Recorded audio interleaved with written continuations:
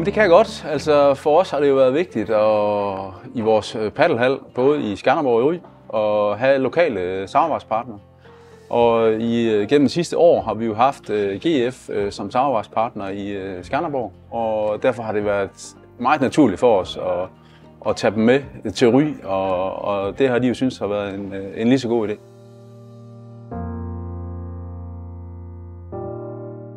Jamen, det er jo et center, der er kommet til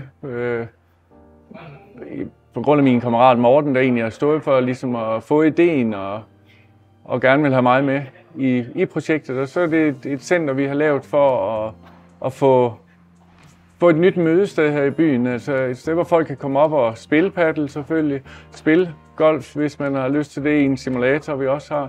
Og ellers så kan man også bare komme op og få en kop kaffe og se andre, der spiller paddel, eller nyde vores pejsestue. Så vi har prøvet at skabe sådan et center med et flot miljø og et dejligt sted at være, med musik og gode møbler.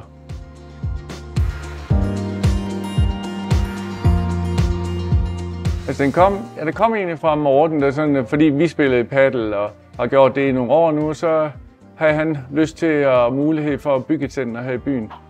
Og da vi så kom længere ind i processen, og han havde taget mig med i den, så kunne vi godt se, at vi vidste egentlig ikke ret meget om at lave paddelcenter. Men det var der jo 6 rigtig gave gutter i Skanderborg, der kunne.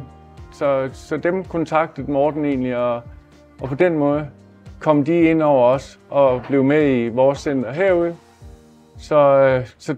Og de har jo ligesom know-how i at lave sådan et fedt paddelcenter. For det har de gjort i Skanderborg, og det gør de rigtig godt.